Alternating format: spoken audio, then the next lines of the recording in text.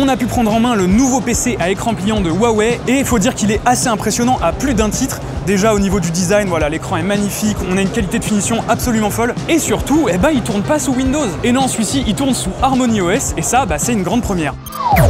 Déjà, on peut le voir au niveau de la qualité de finition, hein, c'est vraiment super propre. Le PC est très fin, très joli. On dirait vraiment un smartphone pliant, mais format XXL. Au niveau du design, on a du métal en contour, on a du cuir à l'arrière, c'est vraiment super joli. Et on a surtout un magnifique écran OLED de 18 pouces à l'avant. Alors 18 pouces s'il est entièrement déplié comme ça. Si par contre on l'utilise en plié, ici on va avoir l'équivalent de 2 écrans 13 pouces. Et la partie inférieure, eh ben, on va même pouvoir l'utiliser comme clavier.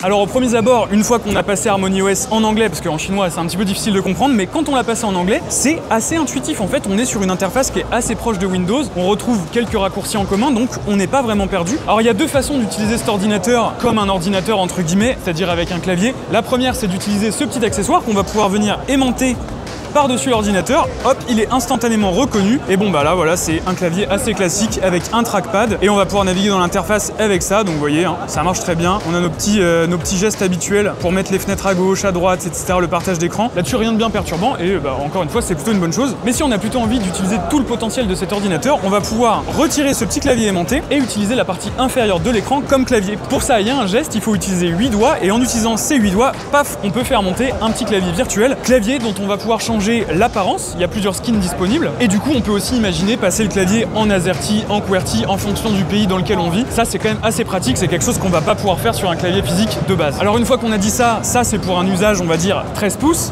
Comme je vous l'ai dit tout à l'heure, cet écran au final au total, eh ben, il fait 18 pouces. Donc on va pouvoir le déplier complètement comme ceci. Pour l'utiliser dans cette position, on a un pied à l'arrière, hop.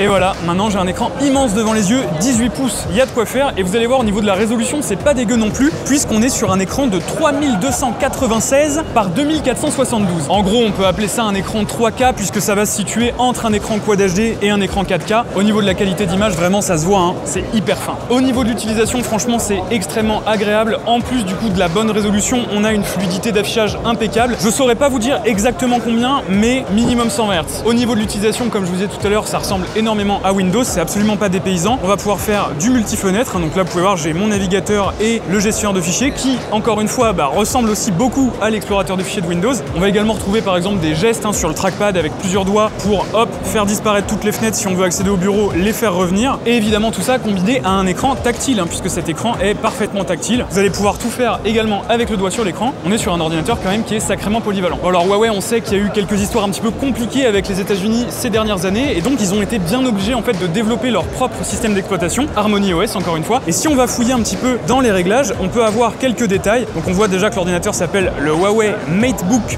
Fold Ultimate Edition. On a aussi accès à la version d'Harmony OS. On voit qu'il y a 32 Go de RAM par exemple, 1 Teraoctet de stockage. Par contre, on n'a pas accès aux informations concernant la puce utilisée dans cette tablette. Ça n'a pas encore été dévoilé par Huawei, donc il faudra encore attendre un petit peu. Et pour revenir un petit peu à l'interface, on a encore une fois comme sous Windows, on sent qu'il y a vraiment une forte inspiration, un espèce de menu démarrer qui ressemble beaucoup à ce qu'on a sur Windows 11 en particulier. On a également en bas à droite de la barre des tâches un petit contrôle panel, un petit peu comme ce qu'on a sur les smartphones Huawei, ça ressemble beaucoup, où on va pouvoir gérer la luminosité, le volume, est-ce qu'on veut se mettre en mode avion, accéder à tel ou tel réseau Wi-Fi. On a également le calendrier avec le centre de notification et si on regarde bien tout à droite, on a un petit bouton rose qui s'appelle Celia et en fait Celia, c'est l'intelligence artificielle de Huawei et quand on appuie dessus, on va pouvoir lui poser des questions vocalement. Alors là pour l'instant ça marche qu'en chinois donc je vais pas pouvoir vous faire la démo, mais voilà, ça se veut vraiment comme le concurrent de Microsoft Copilot puisqu'on a même une touche dédiée sur le clavier. Alors qui dit nouveau système d'exploitation dit problématique de compatibilité avec les applications. Huawei annonce 150 applications pour le moment, c'est assez peu, vous attendez pas à faire du gros montage vidéo avec la suite Adobe par exemple pour le moment. Oubliez également le gros gaming avec Steam et compagnie. Ici pour l'instant va falloir se limiter à un usage assez bureautique, assez classique. Il y a quand même quelques applications de montage, notamment de montage photo, mais uniquement en chinois pour le moment. Ça va sûrement se développer avec le temps, mais vous attendez pas à avoir une polyvalence aussi grande que sur un ordinateur qui tourne sous Windows avant un certain temps. Maintenant peut-être qu'on pourra installer Windows là-dessus et rendre tout ça un peu plus intéressant.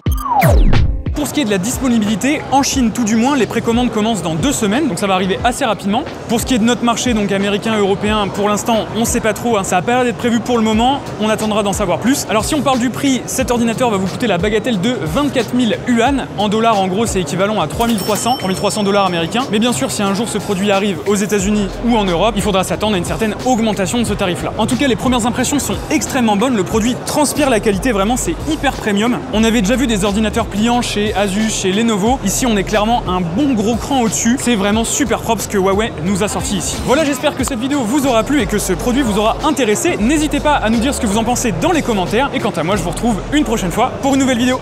Salut!